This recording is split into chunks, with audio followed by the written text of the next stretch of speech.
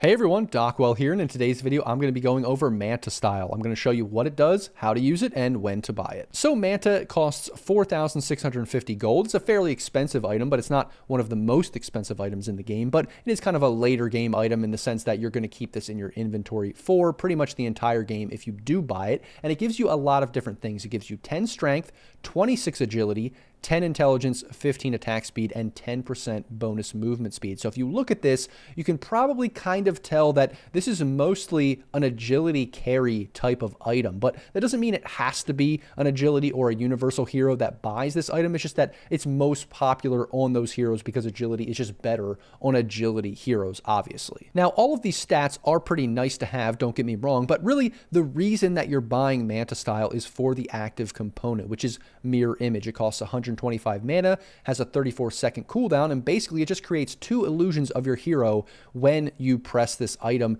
in your inventory. And those two illusions do a little bit less damage, obviously, than your main hero. They're not super overpowered, but they do some damage. They can clear through creeps and do some damage to the enemy, but they also take more damage. So they're not super tanky, but they're not going to be instantly killed or anything by the enemy or support, but they're not as tanky as you are normally. But the illusions themselves are not really the full story. That's kind of half of the reason that you actually like the active here. The other half of the reason is right here at the bottom. It says dispel type, basic dispel. So not only do you create these illusions that can farm for you, can do extra damage, that kind of stuff, but really it's also the fact that when you activate it and when those illusions pop out, you also get a basic dispel. And what that means is a lot of silences or a lot of like slows, any kind of debuff that's applied to you that can be dispelled by a basic dispel basically gets removed whenever you use Manta. So this is huge for heroes that get hard countered by items like, let's say, Orchid. And Orchid is kind of not a super cheap item, but an item that a hero might buy relatively early to try to get pickoffs, to get kills, to get ganks.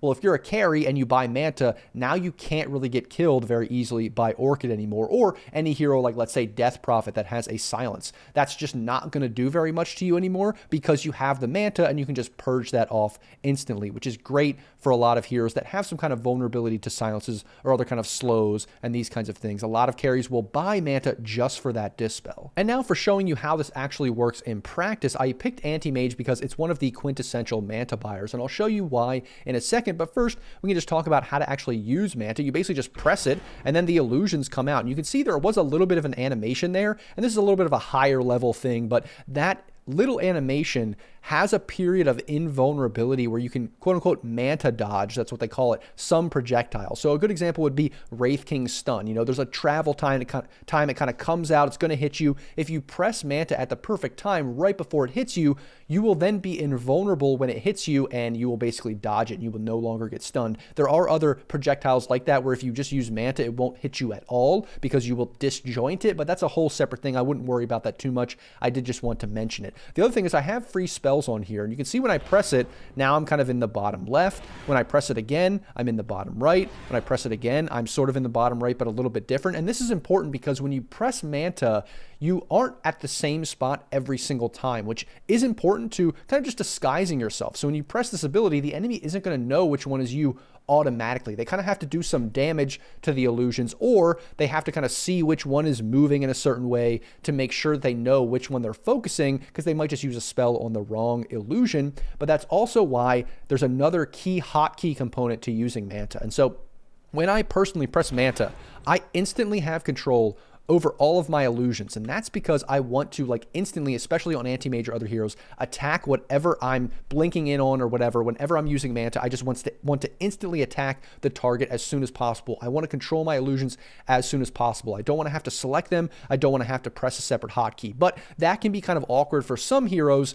like PL, because the kind of hotkey that you're using or the option you're using in options is basically instantly or automatically selecting any illusions that you spawn. You can turn that on or off, and I would say to keep that on for the most part, unless you're playing specifically PL, where it can get a little bit awkward. But for the most part, I want to have that on so that, let's say I just blink in here, I want to be able to blink in Manta and then instantly start attacking. You also will notice that if I just refresh here, when I'm close to this axe and I just press Manta, my illusions and my hero will automatically start attacking. So that's another thing that I like to have on as well, just to have that auto attack on, so that if you jump in, you don't really have to do anything. You just jump in, use Manta, everyone starts attacking instantly. So there's no delay melee so that you get as much damage out as possible. And that's important on a hero like Spectre or Anti-Mage, because the key to Manta, and the reason why I picked Anti-Mage, is that this Manta and the illusions work with your passive, the extra damage. So you can see here, you already saw it a little bit, but when I use Manta, the mana break works on all of my illusions. So even if my main hero is now not hitting the enemy, not hitting the axe, the illusions hitting the axe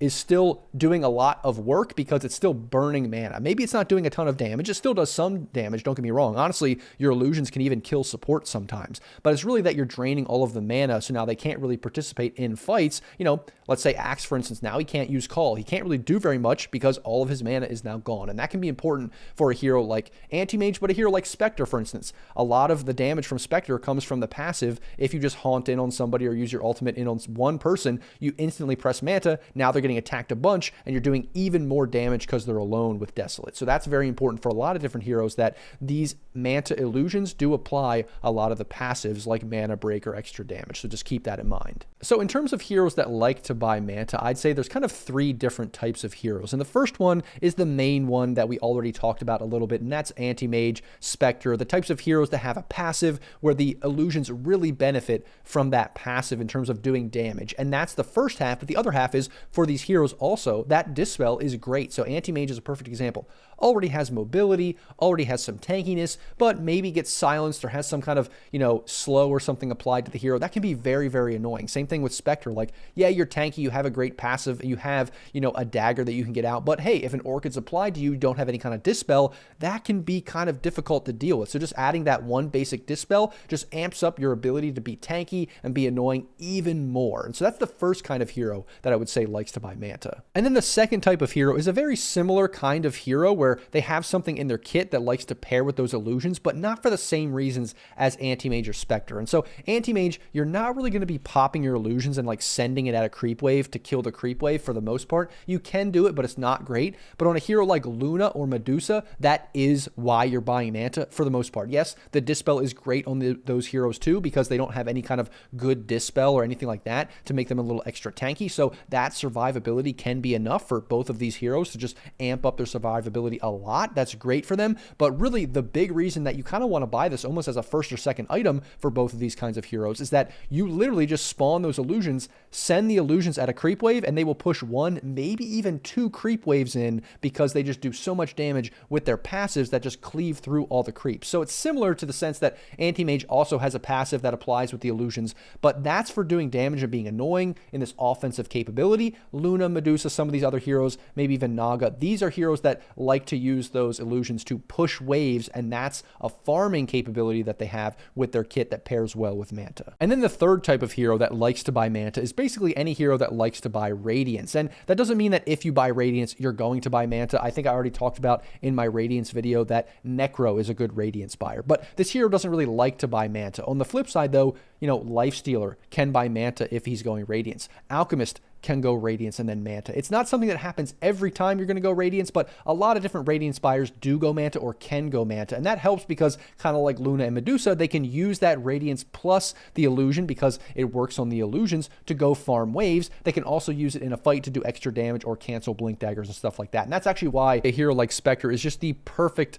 Manta buyer, because it works with the hero in every single way, with the dispel, with the illusions, with the extra damage on Desolate, and then if you do go Radiance, which you don't have to every game, it works great with that too. And then lastly, I will mention that there are universal heroes that like to buy Manta just because there are so many stats in the item. So like Snap, Void, Wind Ranger, if you're going core on these heroes, they will buy Manta sometimes. There are other agility heroes that like to buy it, maybe Viper, Drow, maybe Ricky, but they're mainly buying it for that, just extra survivability, that extra, getting rid of the dust, or just in general, just being survivable, getting out, dispelling themselves a little bit. But they can do a little bit of extra damage with those illusions, but it's just being a little bit more, I'm getting out of the fight, I'm saving myself, just tankiness in general that allows the Manta to be helpful for them. It doesn't really work directly with their kit in any specific way like a lot of the other heroes I mentioned. And then lastly, how do we actually build into Manta? Well, Manta takes Yasha, Diadem, and a recipe. And honestly, it's always taken Yasha to build Manta. They have kind of mixed up the other small components. It's usually Yasha, a recipe, and then some other item. Right now it's Diadem, that's 1,000 gold with 6 attributes. Yasha is a great small item that you can build relatively early. 2,100 gold gives you a bunch of agility. It's mainly an agility item. And then the recipe, obviously, just to round it out. You're not going to buy this first, but it is a pretty expensive recipe. So Manta can be somewhat awkward to get to sometimes. Having the Yasha can be really beneficial. Sometimes, you know, heroes will just buy a casual Yasha, keep it in their inventory for a little bit, and then upgrade to the Manta a little bit later if they feel like they don't need that dispel or they don't need the illusions until later, until they hit some other kind of timing. So just keep that in mind. And then when are heroes usually buying Manta? Well, for the most part, this is like a second, maybe third item. Sometimes it'll be a first item, but really only on a hero like maybe Medusa, maybe Luna. But even then, you might buy like small items like a Mask of Madness on Luna or something, or some other small item on Medusa. But for the most part, it's going to be like after a Battle Fury. Like Battle Fury Manta is a quintessential combo that goes on Jug, it goes on Anti-Mage, obviously, it goes on a lot of different heroes, or Manta could maybe even be a third item. So you get a farming item, you get some other kind of tankiness item, fight item or something like that, and then you go back for the Manta because it just fits your timing a little bit better. Like I said, you could even be a Jug or like a Drow or something that builds the Yasha first and then doesn't complete the Manta until after you already have, let's say, the Hurricane Pike on Drow, and like maybe you just need to rush the BKB in that specific game, so you don't actually get your full Manta until third or fourth item because you just feel like you need other items in those cases. But for the most part, Manta is like a second or third item, usually after your farming item. Like I said, even on a Spectre, you're going to go maybe Blade Mail, then Radiance, then Manta. You're always going to buy Manta, but it's not until second or third item. And that, everyone, is Manta style. I hope this better helped you understand the item, how to use it, and when to buy it. As always, guys, if you like the video, don't forget to like, comment, and subscribe. Thanks for watching, and I'll see you in the next video.